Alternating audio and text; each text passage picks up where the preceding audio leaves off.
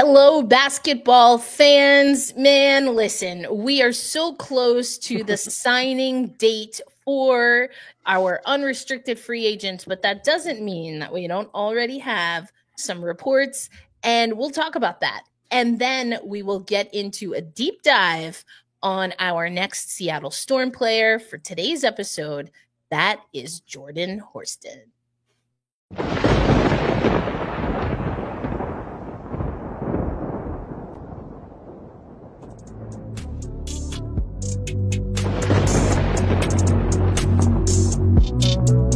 You have three people who are selfless like that, three people who are dangerously disciplined like that, and you have a coach that also embodies all of those characteristics. You can expect good basketball. I love interacting with the fans. I'm excited for them to cheer for us because it's hell when you come here. I even welcome people that could be skeptical because it's new. There's going to be a standard of excellence and discipline in everything that we do. The Pacific Northwest, this area, how passionate they are. It's culture everywhere, but it's great culture here. That's what I want to be a part of, to compete for a championship. That's everybody's goal. And I think it's just how we go about things and habits that we create. I want to be around winners that'll help us get closer to that. And that's what the fans can expect. And we're going to have some fun.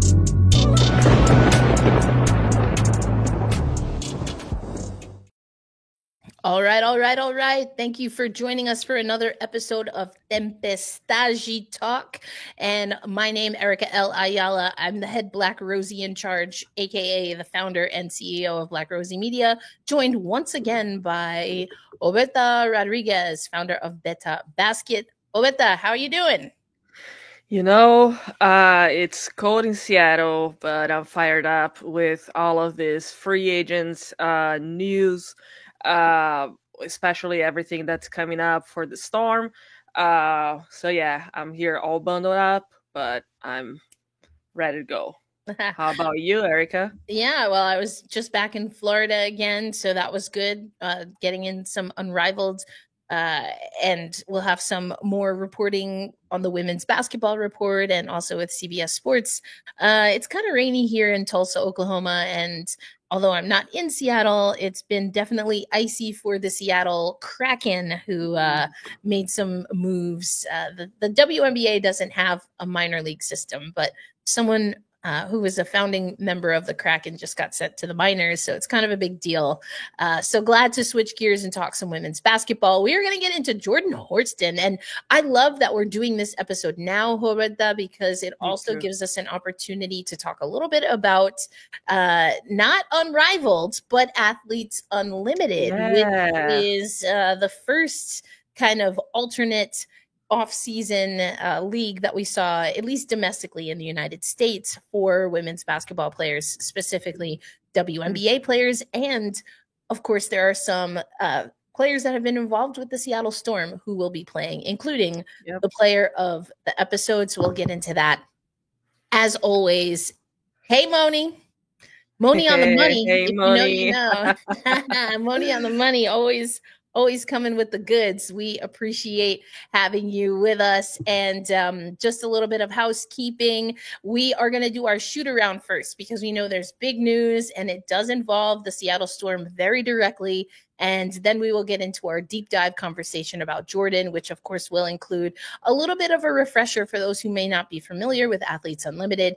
And then we will get to our fourth quarter, Huerta, which is the opportunity for you as a listener on YouTube to send over your comments and questions for us to react to. So we appreciate it. Hey, Ronnie, good to see y'all. Yes, it's cold. Everyone's saying it's cold. I'm grateful that the weather has broken a little bit in Tulsa, but who knows? By tomorrow, it'll be 23 degrees again, and I'll be in the same boat. All right, Huerta, I'm going to kick this over to you because as we discussed, Brian Florentin, who's my co-host of Gotta Get Up, a podcast for New York Liberty fans, is also our lead writer for the Women's Basketball Roundup.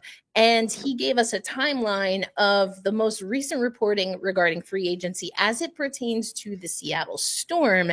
And of course, you and Beta Basket are on that timeline. So what do we know? Even though I want to preface, this is extremely important for me to say, nothing is officially official because per the collective bargaining agreement, no athletes that we are going to name can sign. They cannot legally sign anything, any contract until February 1. So we're still a couple of days away from that. That being said, Roberta, what's the news, especially regarding a shooting guard and the Seattle Storm?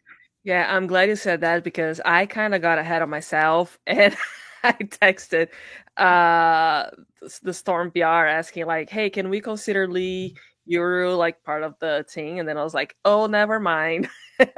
I got ahead of myself. So, what am I getting ahead of myself on? Reportedly, Jewell Loyd is part of a 3-way trade that is sending her to the Las Vegas Aces. That was her desired destination from the go. We learned that last week.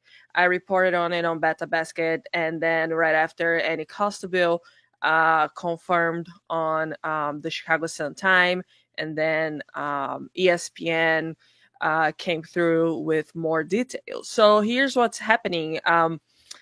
Jewell Loyd is heading to Vegas. That does make Vegas a very scary team. Like it makes it.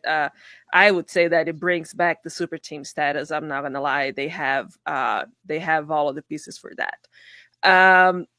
With Jewell going to Vegas, Kelsey Plum, who has played for Vegas / San Antonio her whole life, goes to the Los Angeles Sparks, and reportedly, by both me and Annie Costabile, Kelsey Plum wanted to go to Los Angeles. That was her preference. I personally was not given a reason as to why she chose LA. I didn't see any specifics in any other report, but she is from there. I think her family's from San Diego.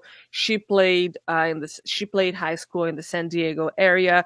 That means she's gonna stay in the West Coast. We know with everything that has been going on in California and just around the world, being with family is always, a priority. So Kelsey Plum got what she wanted, and then the Storm got some really good assets from Los Angeles. That means their second round pick in the 2025 draft. Yeah. Is it their second round pick or the second overall pick? Sorry, second overall. I keep saying second.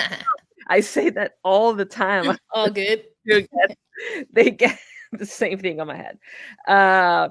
So the Storm got the second overall pick, which is the Paige Beckers, probably Olivia Miles, Kiki Rice draft. So that's a pretty big deal. And it's not impossible that they could trade that pick up and get number 1 pick. We don't know if Paige Beckers is going to ask for, she goes, I don't want to go to the Wings. We don't know that.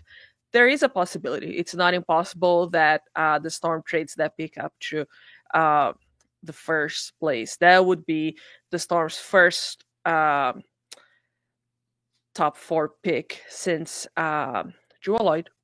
So that's a pretty big deal. And then the Storm got Lee Yuru. I don't know if I'm saying her name correctly. If someone has a correction to make, please do. I have to research that. Lee Yuru is a 6'7" center. She played for the Sparks last season, and she was China's top scorer and rebounder in the Olympics. She had 17.7 points per game. That was the seventh best average point per game in the Olympics. And she had 11 rebounds per game. That was the best overall, just 0.8 ahead of A'ja Wilson, who was the second best rebounder in the Olympics. However, what impresses me the most is her efficiency. She shot 63% from the field in the Olympics. And during her highest scoring game, when she scored 31 points, she connected on 9 of 16 from the floor. That is 56.3%. So she brings shooting efficiency. She brings rebounds. She's a good defender. The Storm needs that in the paint. We don't know what the team is exactly going to look like. We're going to talk a little bit about that later. But I don't believe that the Storm is going to trade Lee Yueru. She would be a great addition to the team this year and a great presence in the paint. Yeah, for sure. And I think that also, we haven't talked about Mercedes Russell yet, but or I should say, we haven't done our deep dive, excuse me, on Mercedes Russell yet. But all signs point to Mercedes Russell moving on. She did not participate in the media portion of exit interviews, pulling a Tina Charles. So, and we have talked about and alluded to some of the social media interactions that definitely caught some eyes and attention in the women's basketball landscape. So that, of course, is one of now many, including I think within the hour or so that we hit record today. So we will maybe in the fourth quarter get into some of the other trades. I just also want to mention that included also is a 2026 pick. So this is something where I do think that the Seattle Storm effectively won this for me. I think that there's still a lot of pieces that have to be figured out. And I think it really is going to put the onus on the front office on how they can make this into something that can get them beyond just a first round, a first round series, because they lost to Vegas in that series. But you're losing Jewell Loyd. You want to get a good return, and I really do think they did. Now, I know that you said that Kelsey Plum wanted to go to LA. She is from California. I don't know that LA is going to be right away. If I had to put them in tiers, I agree with you. Aces, this makes them a contender. I think the Seattle Storm, they don't need all that much, but they're setting themselves up and future-proofing, given that there are going to be additional expansion drafts and they're probably going to lose some pieces. Can they get someone really good in the draft, not just this year, but next year? So I like that. I do think that the Storm won this particular trade. I agree with you. I would say that the Storm did a really good job of almost pressing Los Angeles to meet their needs, because when you're giving Jewell Loyd, you need to have something substantial in exchange. Yes, we know that Jewell Loyd didn't do well last year. She didn't do well in the Olympics. She struggled. She has been her numbers have not been consistent, but she's Jewell Loyd. She has the potential to be a game changer. She has great buzzer beaters. I do hope she finds a home in Las Vegas, like she said in that Arrival press conference. She's finding the joy in playing again. So I do hope that she finds that in Las Vegas with A'ja Wilson, Chelsea Gray, Jackie Young, who went to Notre Dame too. So I do hope that she succeeds under Becky Hammon. I think she has I don't think she has a lot to offer the Aces. It's just a matter of being the right place for you. You know, we've been talking about that for a long time. It seems like the Storm was just not the place for her anymore. It came down to everything that happened, unfortunately. But I think she's going to do well. Yeah, you mentioned that press conference, and I'm going to put a link in there because we did write about that on blackrosymedia.com when I was down at Unrivaled for opening week and got to ask Jewell a little bit about that. She also has found a pickleball league in Miami, so she's already hit the court a few times because we know that's a passion of hers. Just a few other things that we want to note, and this is probably not even an extensive list at the time that we're reading it, but Kelsey Mitchell is reported to stay in Indiana. Brittany Griner to Atlanta. Also, Bree Jones from Connecticut reportedly going to Atlanta. Alyssa Thomas to Phoenix. We had been hearing that in our Slack channel. So I think it's just a matter of time for a lot of people that then we also hear that DeWanna Bonner, at least for her, will make her return to Phoenix. A lot of people believing that the couple, of course, is a little bit of a package deal in that trade. Natasha Cloud and Rebecca Allen are reportedly headed to Connecticut. Again, we can get into a few more details later in the episode, but we want to get into this first quarter. So if you have any questions or comments regarding some of the trades that we've been hearing, make sure you put them in the chat. We will get to them. If not, as we're going through, definitely later in the episode in the fourth quarter. But Roberta, the time is now to talk about Jordan Horston. Let's talk a little bit about this player for the Seattle Storm. Yeah, so I think it's I always like to go back to the 2023 draft when the Storm was able to snag Jordan Horston in the I think seventh position. The Storm wanted to draft Jordan, and they did not believe that she was going to be available when their time came, and she was. So that was a pleasant surprise for the Storm. They got what they wanted, and she has been a pretty solid contributor to the team ever since. She continues to be an amazing support player for the Storm. She has sixth Woman of the Year potential in 2025, depending on how the team is going to be, on how they're going to shape the team. Especially if Gabby Williams and Eka Ogumake re-sign with the Storm. And what makes me believe that is that when you compare her numbers, and I'm looking at the WNBA stats page right now, her numbers remained very consistent in a team that changed a lot for a player that's just in her second year as a professional player. So she scored 6.8 points per game, and that's just 0.1 less than last year. So statistically, it's not considered a change. Rebound wise, because she played less, she got less rebounds, but also a really good number. She improved in assists and blocks and steals. However, one number that changed significantly and in a good way was her field goal percentage. She jumped from 36.7 from the field in 2023 to 49.3 field goal percentage in 2024. That's a big jump from year one to year two. Again, in a team that is evolving, in a league that has been getting stronger and stronger defensively. So it all leads us to believe that Jordan Horston is going to continue adding to the Storm and being a great player to come off the bench. She has a lot to add to this team. And we know we're going to talk about it later, and people were concerned that Jordan Horston was going to lose space with Gabby Williams coming in.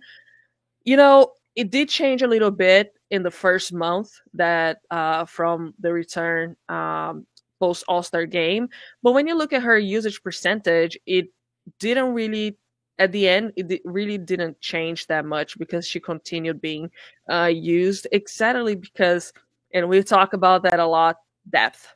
A team cannot win cannot go far in a WNBA season if they don't have depth. And that's what Jordan Horston brings to this team. You have it's very likely that you're going to have Jordan Horston and Lee Uweru on the bench for the Storm.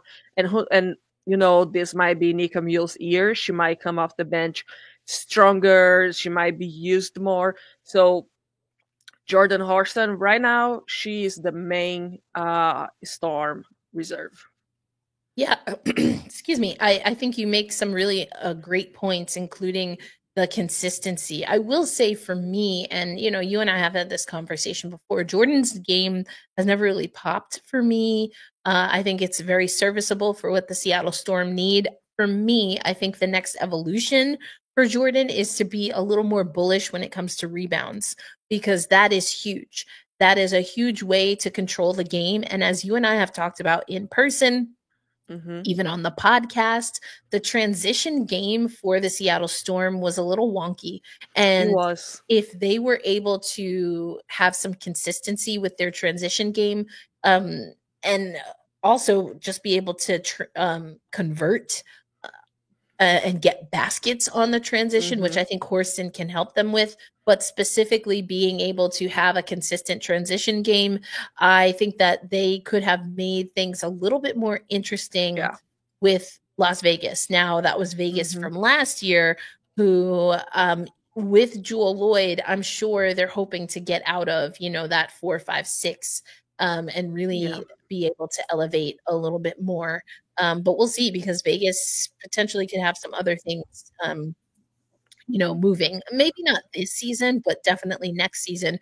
We shared their, salary cap sheet, and it's like half of their team is UFAs, unrestricted free agents this year, and the other half, and a pretty significant half, including Chelsea Gray, the point guard, next season. So they have a lot of work to do.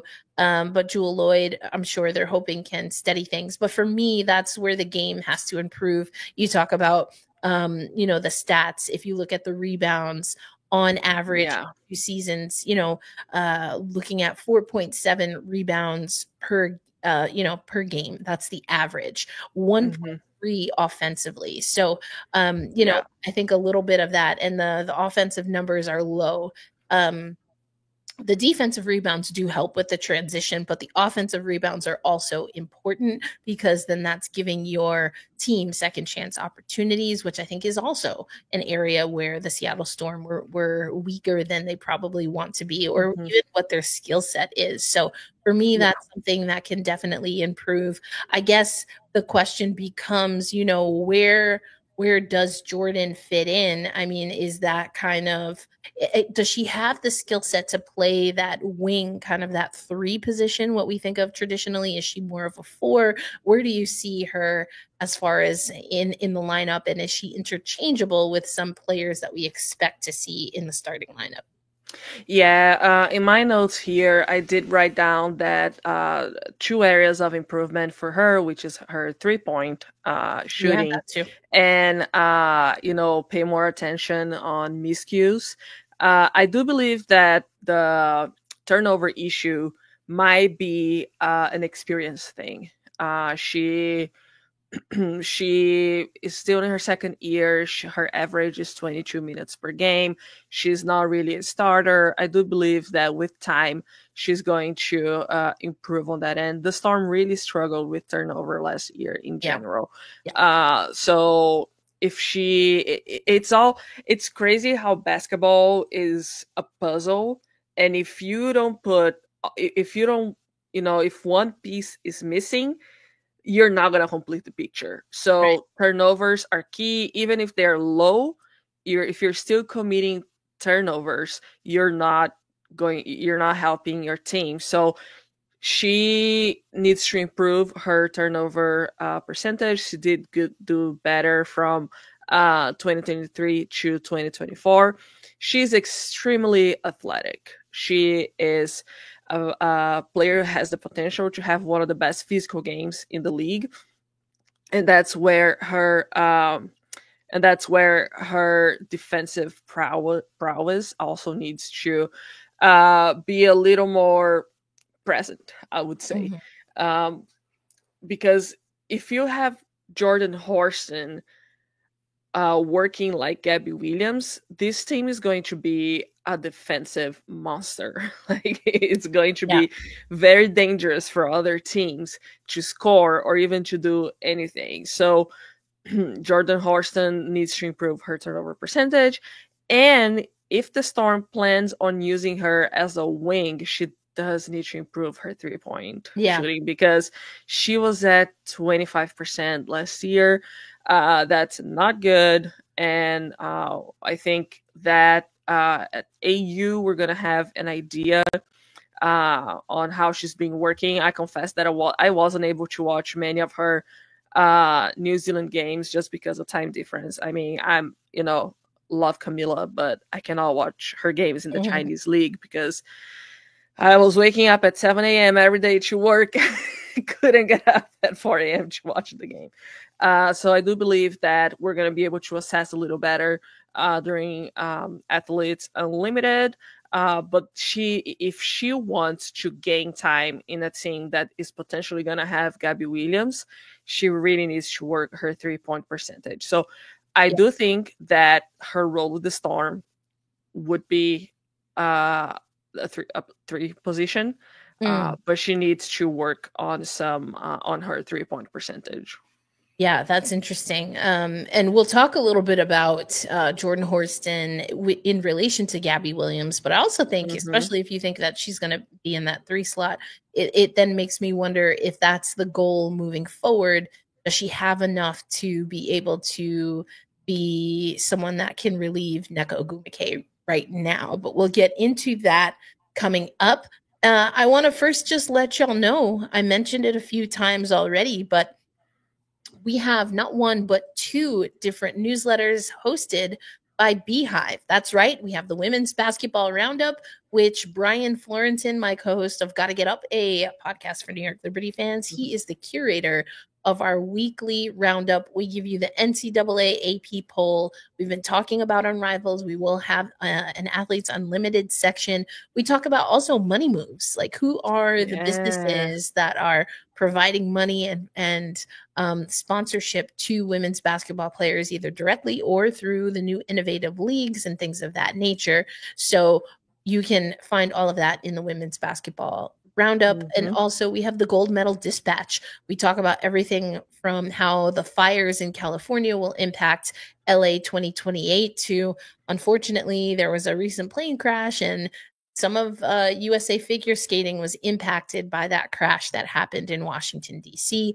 to also Lindsey Vonn. Will she be able to make her valiant return? We're hearing that this will be her last run one way or another, but will she make that Olympic team? So it's not just the Summer Olympics, but the Winter Olympics as well. And we're doing all of that on Beehive, which is a platform created by the Morning Brew team, the early creators of Morning Brew, a very successful podcast. And at Beehive, you can get everything you need to succeed in a single platform. For example, we are opting to keep our newsletters for free right now to readers, and we're monetizing through everything from actually a network that I work with, the Locked On Podcast Network, who is going into newsletters through their NBA site. We also have, different organizations that they want to sponsor our newsletter. And so every click matters. So if you're not already subscribed to our free newsletter, either the Women's Basketball Roundup or the Gold Medal Dispatch, please do that. You can do that right on blackrosiemedia.com. Go to the subscribe tab. We'll also put a link here for those watching live and for those listening on audio, because we are curating and archiving everything on our audio platform as well. Check out your show notes because we will have a link there. If you are a creator of your own and you want to be able to control your audience, especially with how things are going, Roberta, with social media and, unfortunately, in the United States, the new regime, and yes, I use that word very intentionally, being fair. Able to have your own newsletter, as you and I both know, is critically important.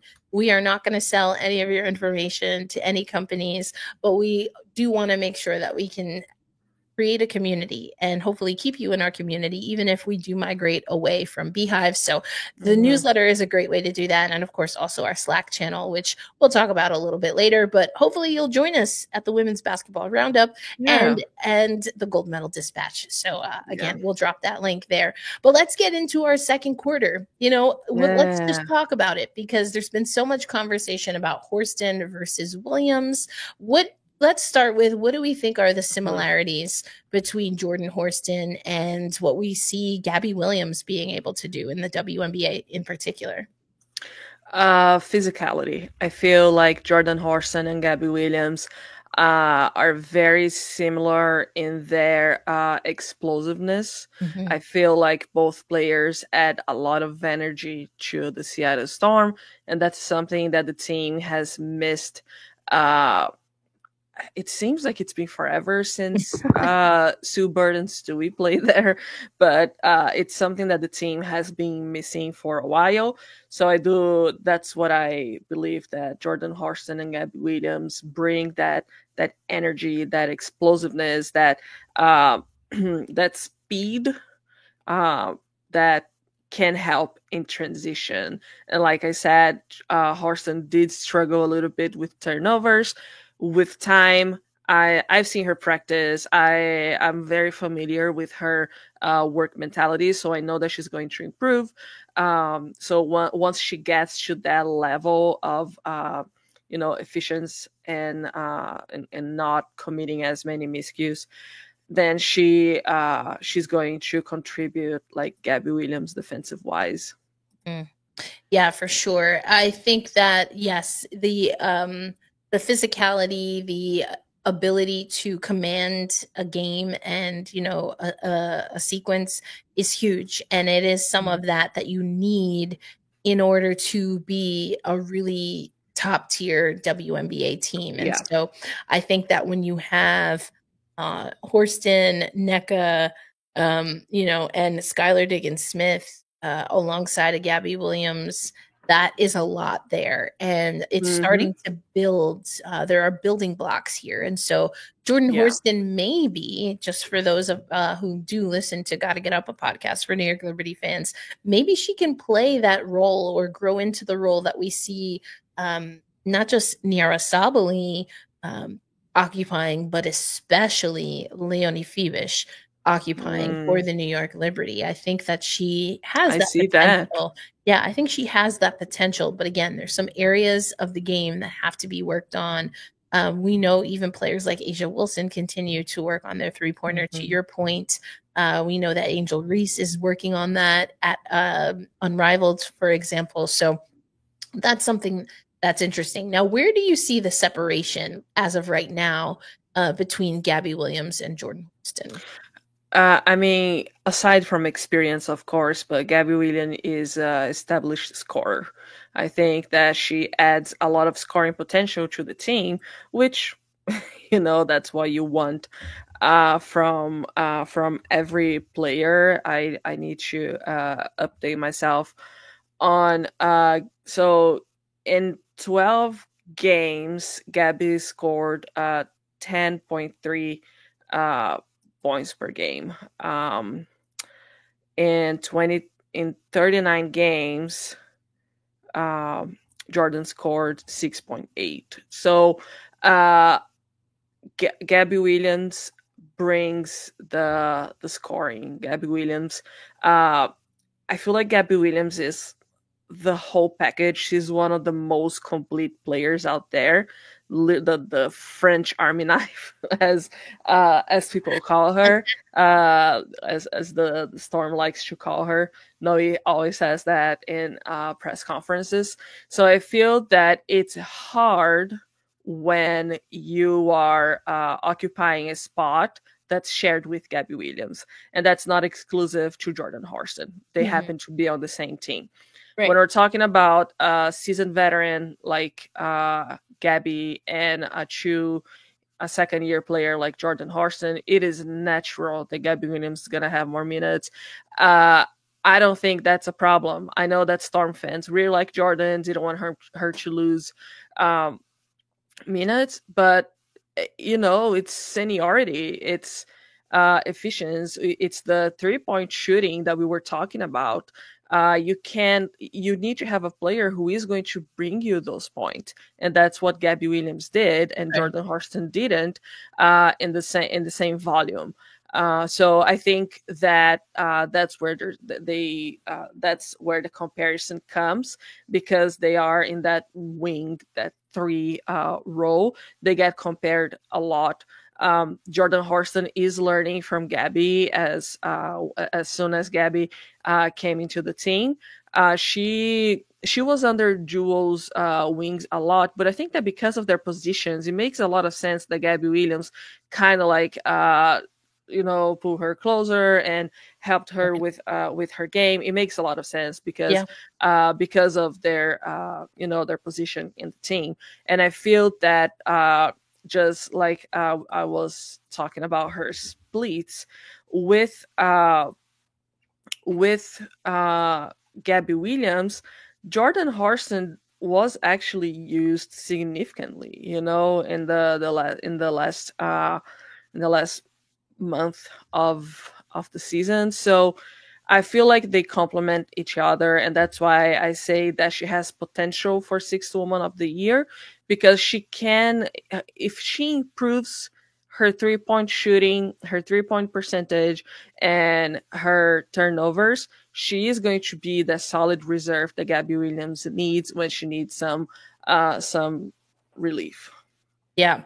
I mean, I love that. I think, we see who was in the conversation. DiJonai Carrington was able to win that by being very solid Mhm. defensively, but also upping her offensive game. Yeah. I think, again, I will continue to say that it was the opposite for Sabrina Ionescu. I think that we knew she could score, but her being on the ball and also being less of a defensive liability Yeah. was why, I was in a conversation by myself to have her as sixth woman of the, or most improved, I should say. But to your point, I think, sixth player of the year is definitely within reach with the Yeah. caveats that you have mentioned. Exactly. Definitely with the caveats that you have mentioned. And Yeah. I mean, this is the Jordan Horston episode, but because of the utility that she has, it also Mhm. gives us an opportunity to figure out what would this look like with Gabby Williams, but also what does her role look like if, for whatever reason, although Gabby Williams has been uh, assigned the core designation, if Gabby Williams does not return, what will we see from Jordan Horston? Can she take on that load with really nobody, at least as of right now, as her backup? Yeah, I feel that if Gabby Williams doesn't come back to Seattle, that's going to be a spot where the storm where it's going to be weakness of the storm. Again, like we said, because she needs to, Jordan Horston needs to improve her shooting. When we talk about potential is one thing. Knowing for sure that that person can fulfill that role, that's a different thing. Yeah. So, and we're talking also about experience. We're talking Mhm. about knowing how this league works for sure. Gabby Williams, she not only knows how this league works, but she knows how women's basketball works internationally. She knows Mhm. the physicality. She knows how to work different dimensions on on the court, and that's where the biggest difference is. I think that the Storm would have to find a three who could add more consistency to the team. You don't want to have that, the first thing that comes to my mind, I've been reading this fantasy book that has a lot of talk, has like some military, etc. It's like you don't want to have a weakness on your defense and your attack system that Mhm. an enemy can just simply walk through. So Right. the Storm doesn't want to have that. You want to have all of the areas covered, and I feel like the third position now is the one where, well, the third and the second without Jewel Lloyd Mhm. is where the Storm needs to be very mindful of who they're going to bring, who they're going to assign those roles. um, and we're going to talk better about it, talk further about what Jordan Horston role is going to be in 2025. It all depends on who else the Storm is bringing to support Skylar Diggins-Smith and Azzy McBegor. And, I think that's interesting because, with no Mercedes Russell, I think it's a similar question. We did our deep dive on Ezzy already, and but I don't think we talked explicitly about the positions. Does she have that versatility? Does she have enough versatility? I mean, I think NECA is the starting, is the starting four, but can Ezzy occupy that role as well? I mean, where do you see her skill set? Because again, if you have a player like Lee, maybe there is a little bit where you can go sometimes a little smaller, sometimes a little bit larger, depending on what Ezzy's toolkit is. Yeah, so that's what I think that was the situation where my brain was kind of like struggling to wrap my mind around what could that starting five look like when you have Lee Yuuru on, who can be a very solid five, a very strong rebounder, and you have NECA on the fourth.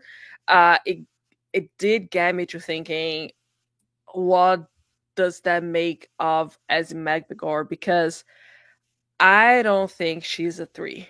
No. I don't see her succeeding in that role. So it raises the question, is she going to be a reserve? Because that's also something that it's hard to imagine when she has been a starter for the Storm for like such a long time,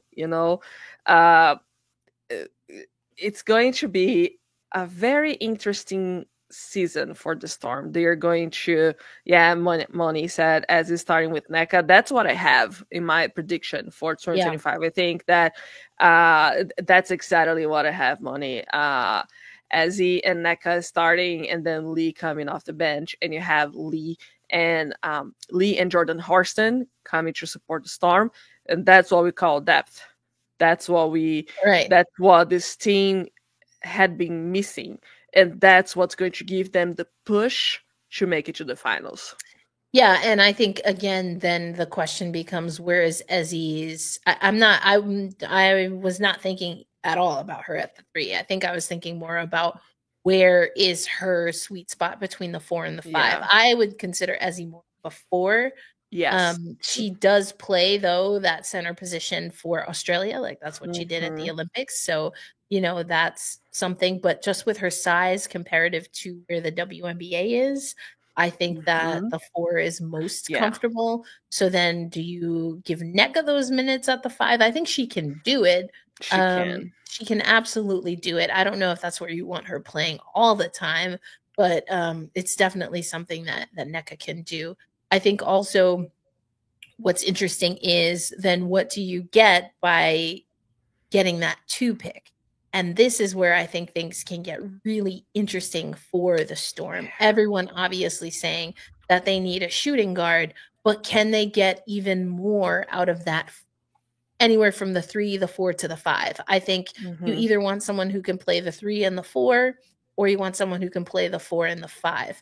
And that's where you make a decision. Now, the experts, this is I believe this is, let me just double check because I had a few windows. It looks like The Athletic. No, this is Across the Timeline. So this is Across the Timeline that has curated the full list of different experts, from Bleacher Report to ESPN to CBS. And so it's split. Well, it's not technically split because there's an odd number, but Olivia Miles only has one more mock draft pick at number 2, which, as you can see, now belongs to Seattle. And of course, Olivia Miles can play that 2 position. But the other player that almost everybody has, there's nobody other than Olivia Miles or Kiki Iriafen. And I think that's fascinating. I think Iriafen is in the WNBA is probably closer to that 4, maybe a stretch 3. Yeah, I think that I would just go ahead and say that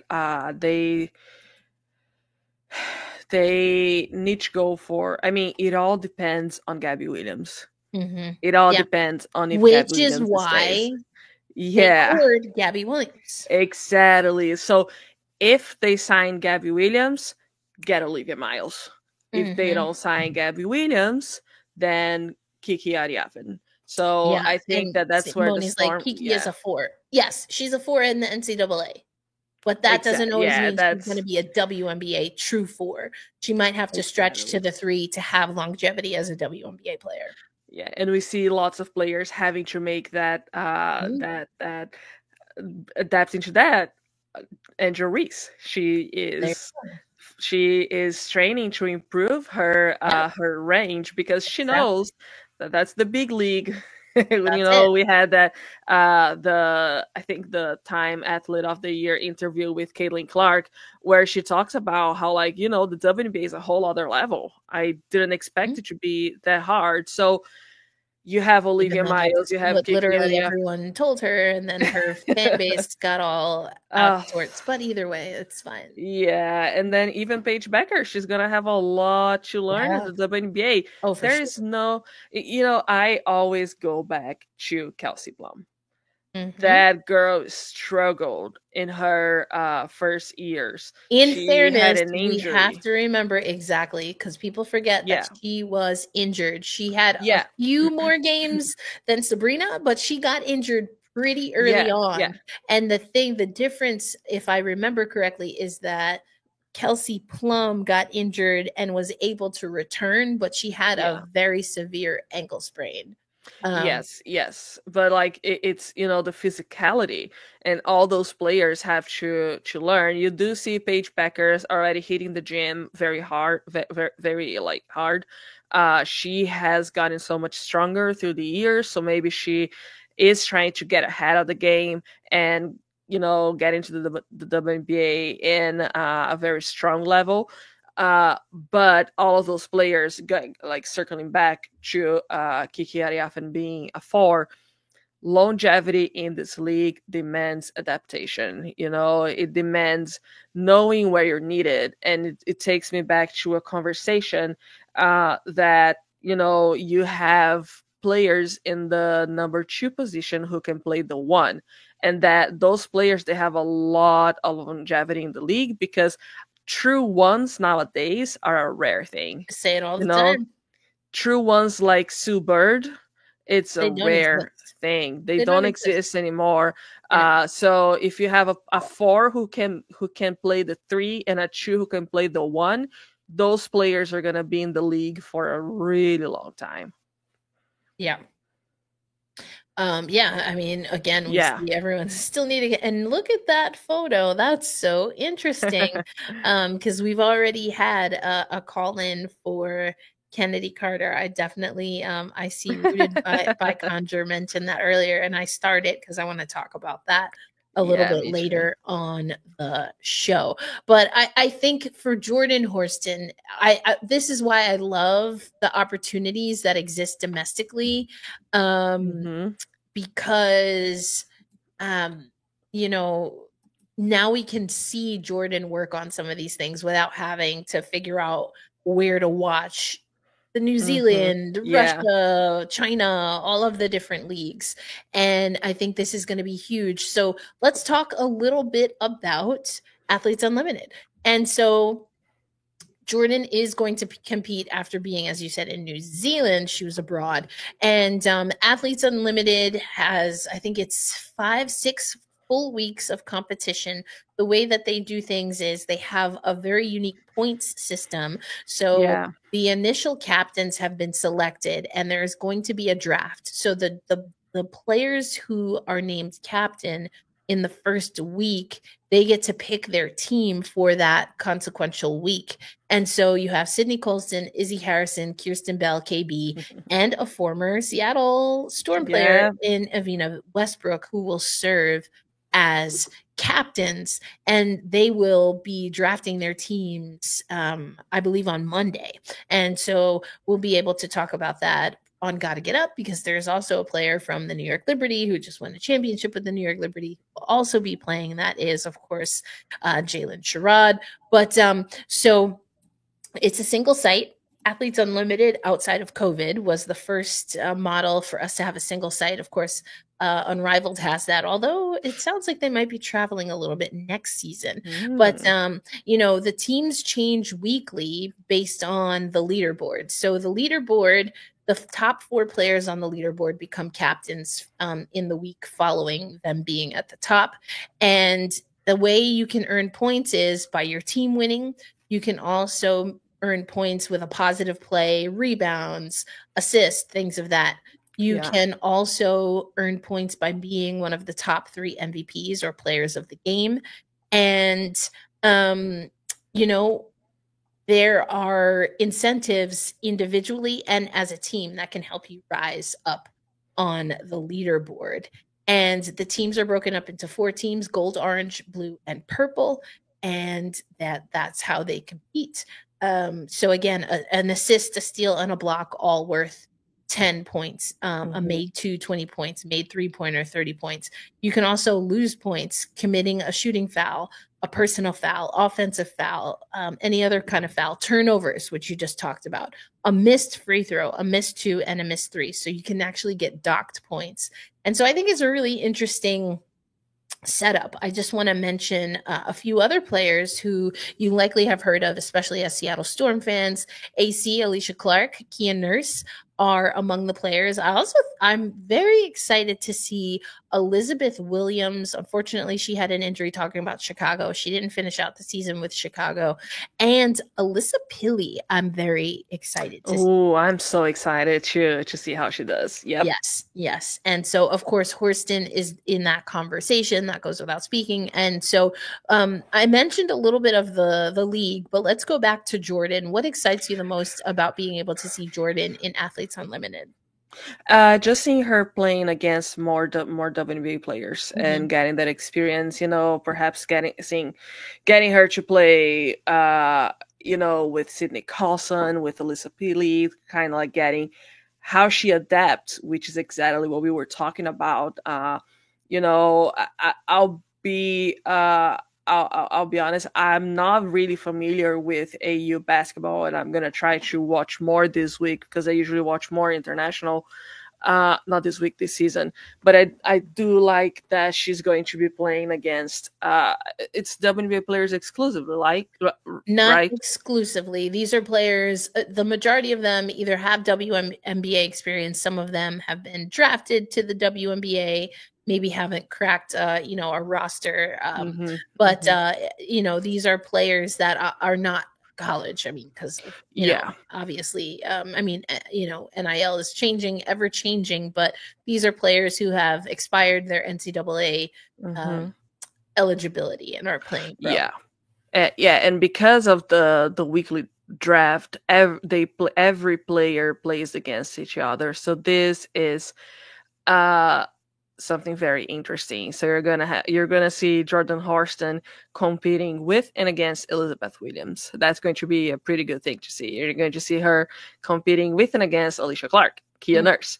It's very exciting. I am really excited about that. And then you get to see a lot of that potential. Is that potential coming out? Is she gonna have to wait a little more to be a protagonist on the Storm? So I think that's really cool, and it's just great to have another. I love that there are now 2 winter domestic leagues for WNBA players. Yeah, absolutely. And once again, we will have the amazing Cindy Brunson and Cheryl Swoops as your play-by-play and analyst respectively, and Ari Chambers will be joining the crew as well. I think there are also some other social media reporters and but I'm excited. I'm hoping that I'll get down to AU. I haven't been to AU in a while since they've played in Vegas. They played, they also have a few other models, including volleyball.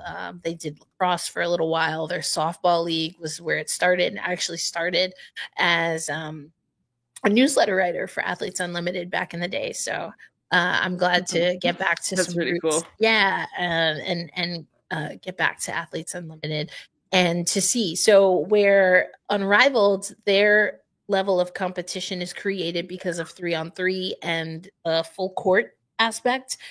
With Athletes Unlimited, they bake in competition because of their points. And so, Odyssey Sims is a player who has been able to come through Athletes Unlimited. Sydney Colson has been very active in Athletes Unlimited, and she made her return to the WNBA with the Aces in part because she picked up Athletes Unlimited. She was going to retire. She was like, I'm retired. I'm not playing anymore. She wasn't active in the league.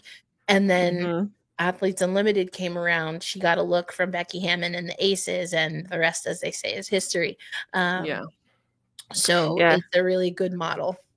Yeah, I feel like Becky Hammon has this knack for players who are not really on the spotlight, because that's how she got to the league. That's it. So, undrafted.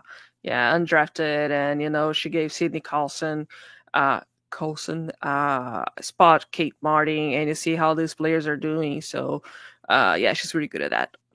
Yeah, Deja Fair will also be playing in Athletes Unlimited, so wasn't able to keep on that, on the WNBA roster. But these are players that are looking for opportunities. So I think it's going to be great. I do plan to have some kind of presence. We will definitely be keeping eyes on Jordan Horston.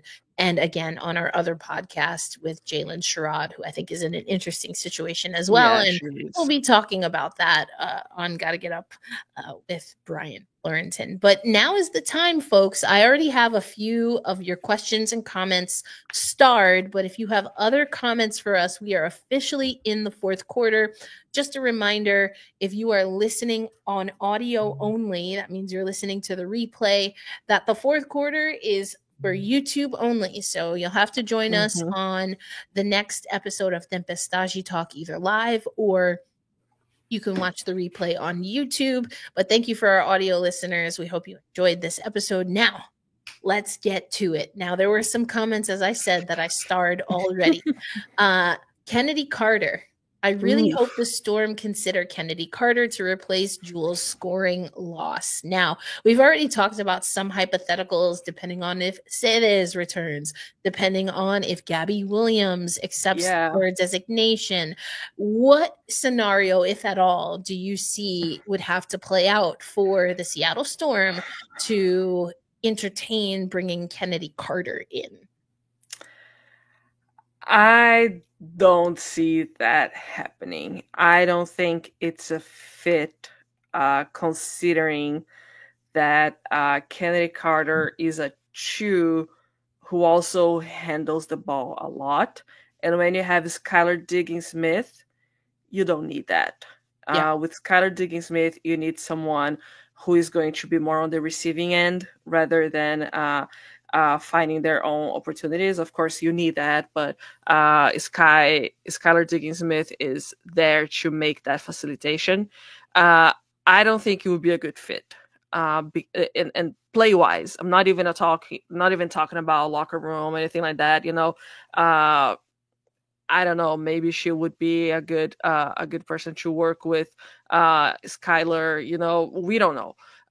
But game wise, I don't think it would be a fit. I think that it doesn't match what the Storm has been trying and betting on today, especially when they called Gabby Williams, which means that they want her, right? So yeah, I think I mostly agree with you on this. I think that also, in addition to what you said, I wonder who then is the lights out shooter between them. Now, both of them can shoot. Both of them can absolutely drive. And that I love. That being said, then who becomes the perimeter shooter for this team? Yeah. Because even whether you have Gabby Williams or not, I mean, she's your three. You need one of your guards to shoot the ball. You do. And that's what I've been struggling with. Who would be the two for the Storm? I mean, Dejounte Carrington? I don't know. This is Jewel Lloyd did leave a gap at the Storm. That's like, the almost 20 points per game. However, I do think that neither her nor the Storm would succeed if she stayed there. There was no way that would happen. It would be worse for both sides. That being said, the Storm does need a Chu who can be that shooter. And yeah, I mean, I think it is also worth noting that, Kennedy Carter can get you points. She can get you she 20 can. points. That's the thing. That's the She thing. can get you 30. She can get you 30 points per game. That's the thing. It seems like a logical replacement, right? Yeah. I personally, I would love to see Kennedy Carter playing here because she is a fun player to watch, and with all those rumors that, Brazil wanted to bring her along, that's a player that I have an interest in watching closer. I like her play style, and it's the same thing that I said about Skylar Diggins-Smith.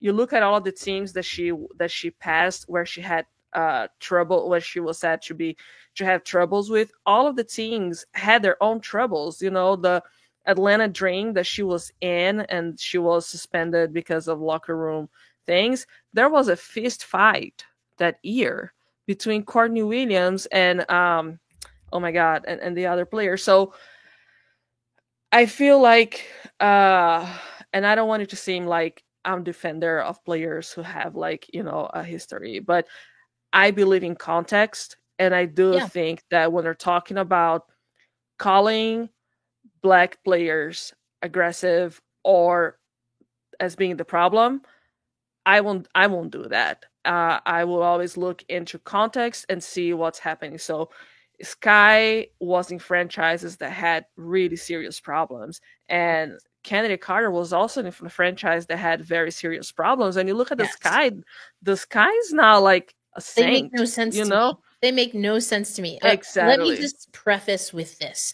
I don't have any issues with Tyler Marsh. I don't know that man. I just know his resume. He seems like he absolutely should be given an opportunity to be a head coach. That being said,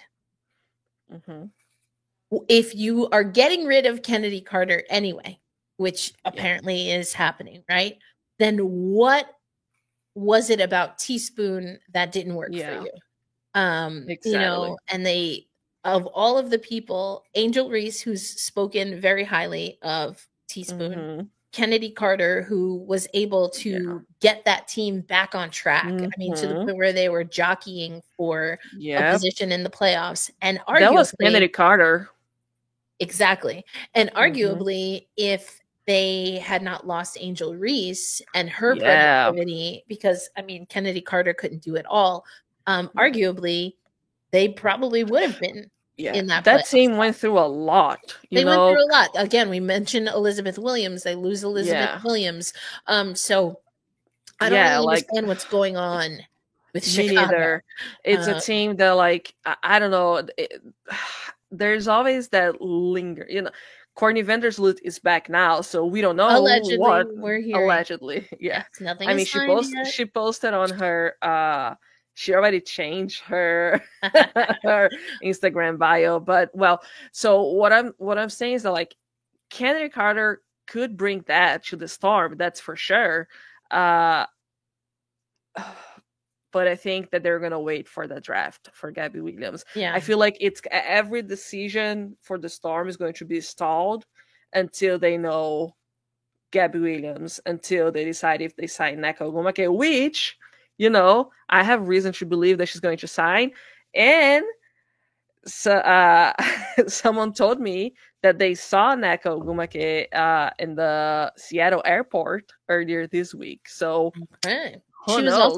she was also at Athletes Unlimited, or excuse me. Now I'm saying Athletes Unlimited. She was also at Unrivaled. If you're in our Slack channel, you saw that I was posting that a lot. And she said, I mean, she's the president, right, of the PA, the WNBP. Yeah. She was talking to a lot of people, but she spent significant time with the coaching staff from the Seattle Storm. Noelle Quinn was there. Mookie Chapman was there. And then when Skylar Diggins-Smith hit that game winner against Lloyd and missed BC, Skylar Diggins-Smith joined that trio to make them a quartet. So I just, I would not be surprised if Nneka comes back. That was the other thing that I had starred here. But also, is Gabby Williams coming back? I gotta say, I feel confident the neck is coming back. I can't. I don't. I mean, I assume she is. I would feel safe to say that she would sign, but I haven't heard anything from anyone. From my You never sources. know with Gabby. Yeah, from my sources, no one has said a single thing about Gabby, and Gabby herself has said that the WNBA is not like her priority, I think. It does. And that while prioritization is still a thing, she has her reservations. That's the big mystery for me. I'm not able to make any predictions on lineup until we know about Gabby Williams. So yeah, it's tough. Moni's saying it makes no sense for them to court Gabby if she isn't coming back. I mean, if she's not coming back to the W, that's tough. Except for that, would then do they still, if she doesn't come back to the W at all and she was designated cord, she was cord or given the cord designation by Seattle, does that still mean that they would retain her rights for the next time she does come back? See, that's something I'm not sure about. Because I think that's the only thing that would make sense if they know she's not coming back, is that then they still retain first dibs to negotiate with her if and when she does come back. If she accepts it, if she doesn't accept it, then I think that will make her an unrestricted free agent. So I think that she could be a good asset for the Star. I mean, who knows? Does she want to go to New York? She would be an amazing asset. Can we steal Leo Fibich, Erica? No. Pretty please. No. Yeah, exactly. Baby, so to speak. I will tell you right now, I love Gabby Williams. I really, really do. And I absolutely am not making that trade. I'm not making that trade. There's no way. I had to ask because I just wanted to see a reaction. No, that's all I wanted to see. That's not happening. Like, y'all can take Leo off of all of your hypotheticals. It ain't happening. That is not happening. Do not touch not Leo. For Satu, not for Gabby. Because even if you make that, listen, I'm not going to do that because that's not my business. But if you know, you know. Listen, I no. Nope. Doesn't even want to consider it. Yeah. Nope. Okay. Nope. I love MJ sense. too. I really do. I was gonna say that could Truly. be, I was thinking, well, maybe they could try to trade for Marquinhos Johannes, but I think it makes more sense for them to play together rather than being traded for each other. Especially that does solve a problem for Seattle. That was gonna say they play. Oh my God, that's it. I had forgotten about her. I'm gonna start the campaign. I'm gonna start the campaign. A solid 2. She is a solid proper 2. Yeah, there you go.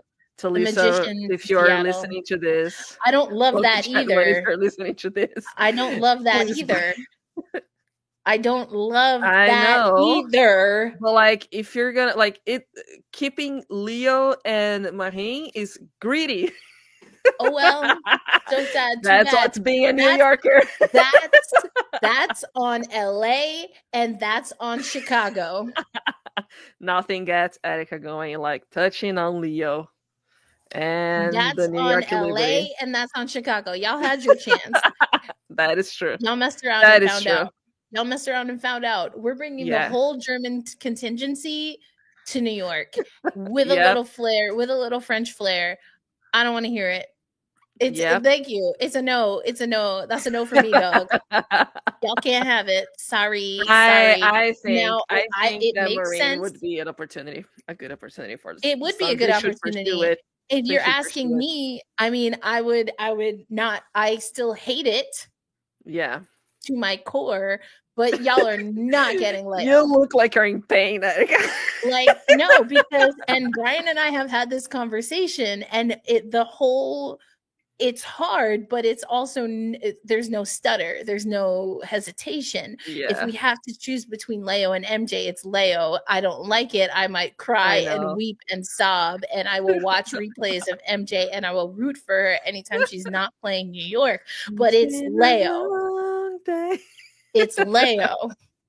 Yeah, And what I'm she did sorry, for the MJ, because I championship. love you. And I just, the timing didn't work. You got to speak to the French Federation on that. Yep, yeah, that But is. Leo, I mean, you not bring moving. Marine through the storm. They are making it to the finals. You get Sky, Marine, Gabby, That's Azzy, nasty and work. NECA, and then And y'all are a super team. you have Jordan and That's nasty work. Lee. I gotta say, I am against calling a team super team, but that would be a super team. That would be a super Sorry. team. That would Now, be a super team. I would hate it as a Liberty fan. Like, I grew up a Liberty fan. I would love it as someone who also has a Seattle Storm podcast. Like, I personally win, it would hurt still, because I just think Marines game, it fits and suits a New York stage so well. Yeah, and Moni's comment right now is very on point, because even though you have Jordan and Lee on the bench, but they also, they're going, if Gabby accepts the core, she's gonna make the super max, and then you have NECA, who's probably gonna make a veteran, like very close to max. That and then you have Marine Johannes, who also has who is probably like in the 150 or something, and like that. So you also need more. You need another shooter on the bench. You need another scorer on the bench. So. Yep. I mean, it would be interesting, because a lot of people are saying, like Marine Johannes would be a starter on other teams. And at the time, this was like 2 seasons ago, I was like, okay, tell me a team where she's starting. Like, no shade, but like, tell me a team where she's starting. Yep. As a 2, she's starting over Jewel Lloyd? No. No. Like, you know what I'm saying? Like, but now it makes sense. Before, it didn't make sense. And Marine Johannes still has a lot of work, but she answers the question about the shooting, the perimeter shooting for Seattle. She definitely does. Like, I love this for this podcast. I absolutely hate it. I love Marine. Sorry. I love Marine Johannes. I will say, I'll just say it this way, because this is how Gabby says it to me, and y'all can do whatever you need to do, but I'm not going to do that. Gabby Williams is the #1 Marine Johannes fan. And if there was a #2, I feel like I could arguably be in the running, like for very different reasons. But Marine Johannes is legit. She was amazing to watch. And she was phenomenal to watch in the Olympics. She does have areas of growth in her game. And that's where I'm just looking at her hoop stats, because I want to see where she's at. Well, it doesn't have, she's just a reserve player, so we'd have to look at it here. But she's a very interesting player for to see what's going to happen. Yeah, she was making, she's definitely affordable. She was making 62, just over 62 for the New York Liberty, and she might even be able to squeeze out a little bit more. The Magic only works in Brooklyn for the Wizard. So here's another thing about Kennedy Carter. She was around 60 something last year. She is gonna need more this year, so I think she's shooting high for salary, so I'm not sure that would be affordable for the Storm. There it is. Marine Johannes solves all of the Storm problems. I like that. She definitely could, and then you can use that to pick strategically. I agree. You don't give up the pick. Don't give up the 2 pick. You don't No. You don't need someone who's ready-made, especially you still have Nika. So you don't need someone ready-made. But if you were able to, Moni's making it clear. We get it, Moni. You want Olivia. You can do Olivia Miles, and she helps you get some more downhill because that's the Storm need that. Marine Johannes doesn't give you that, but again, the Storm also will need some shooters on the team. Exactly. Marine does give you that. Marine does give you that. Yeah, and then like I'm not. I mean, would people? I'm not that good with college basketball, so if Olivia Miles was a reserve, is that a bad thing? I think she can definitely start as a reserve. I think that the way she plays, her quickness, her intensity, the energy that she could potentially bring, she's someone, and I mean, she is at Notre Dame, although I mean that hasn't always been a failsafe in the past, but I think that she would really earn a lot of respect from Skylar Diggins-Smith, and that those could run together really well. That's what I'm thinking. I feel like I wouldn't be surprised if Skylar was already lobbying for. Yeah, I agree. She can definitely move into that starting lineup. I think Marine Johannes, she doesn't seem like someone who can run the court. Like the way she moves is very different. She's very unassuming, but she moves quickly. She has a very long stride. She gets up the court. She can bring the ball up, and she can pass the crap out of the ball.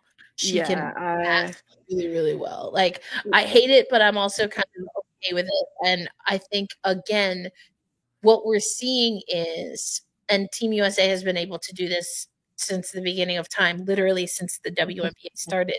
But other teams now have players, and not just one, but multiple players that they're able to get. Other federations are getting more players more consistently in the WNBA, and WNBA teams that are smart and are future-proofing are seeing the value in adding elite level international players to bring. Look, that's the way the game is going. We've already seen it in the NBA or the MNBA. I don't always like invoking the MNBA, but that is one thing that is undeniable. The MNBA is, I mean, at this point, it's kind of like the MNHL in that, I mean, national players are top tier. And I think the WNBA still has a ways to go before that's the case, but it's starting, and you're getting clusters of players, German players, Australians obviously have always been a part of the WNBA. And I think French players can be that next wave. I agree. Hopefully Brazilian players. Well, Brazilian players, at the start we had that. There have been some players from China here and there, from España here and there. Belgium is also a very strong presence. To bring Emma Misselman back to the W. That would be amazing. Like, show me that CBA before she comes back. That's literally what she told us. Again, our Slack channel, you heard the audio. I was like, come on, Emma, like, don't play games. But I would love to see her back. Her game is phenomenal. But I agree. Olivia Miles, I think she starts coming off the bench. Wouldn't be surprised at all on a team like Seattle if she becomes a starter, depending on me neither. And then I think Marine Johannes could start on the Seattle Storm, but if you have a 1-2 punch, Olivia Miles, Marine Johannes, that's fine too. I don't think she would mind coming off the bench. I don't think so either. Marine is such a fantastic player, and her game versus her personality sometimes are very different. I love her. She's great. It's so cool to have her in Seattle. She's great too. Her game is fantastic. She's the best way I could describe her is kind of like Ezzy, and we broke that down. Her game can be so fierce and intense, and the work with her is sometimes empowering her to like claim that. Because once she does that, like, the sky's the limit. Ezzy, MJ, either one of them, like, once they claim how freaking awesome they are, it's over. Like, it's over. Exactly. Oh man, not y'all having me maybe sort of kind of agree that MJ would be a good fit. It's extremely uncomfortable. And you set me up too, because you started with Leo, and that's a hard no. That's a hard no. And then now I was like, well, you can't have Leo, so I guess I have to think about this. And Something's gotta give. I don't like it. But at least you would be covering it, and you're in Seattle often. There's a silver lining. Have to trade for the Wizard. Oof. Yeah, well, yeah, because she's not. That's true. Have to trade because her rights belong to. That's true. That will make things harder. There's so much that can be considered for the Storm. I honestly, for me, it's all like a blank canvas until we know about Gabby and Echo. I mean, that makes a lot of sense. Yeah. Well, all right, Roberta, we got through a lot today. We did. A lot has been happening in this league. Again, like, we will definitely talk more about free agency once we know for reals what's popping off with some of these things. But we also know that, we have some more episodes of our podcasts. And I mentioned Got to Get Up, a podcast for New York Liberty fans, a time or two. Our next episode is going to be Monday, February 3rd. We will be able to talk a little bit about Athletes Unlimited. But we're also going to dive into Kennedy Burke. Of course, the next day on February 4th, we'll have the women's basketball roundup. And then we are going to be talking about Sammy Whitcomb on our next episode of Tempestagi Talk, which will be Wednesday, February 12th. Same place, same time, 5 p.m. Pacific time, right here live on YouTube. Very excited for all of that.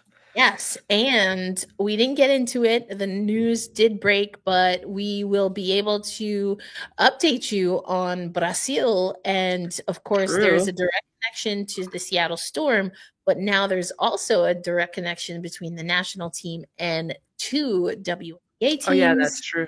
That we'll talk about on our next episode of Tempestagi Talk. But thank you so much. We have, Ronnie Moni in the chat. We had S&T slide through. I did like this comment. I posted it, but I do think this is interesting, and it might be something we have to circle back to, Roberta, because I do think that depending on the personnel, absolutely the system might have to change. Thank you all for joining. Jay, Rooted by Conjure, everybody who joined us, and we hope you join us for the next episode. Again, we'll be diving into Sammy Whitcomb, who is someone also that we expect to be moving on from the Seattle Storm. So we'll have to see what free agency brings. But for Roberta Rodriguez, my name, Erica L. Ayala, and we will catch you on another episode very soon. Good chatting with you as well. Have a good night, everybody. Peace out. Bye-bye.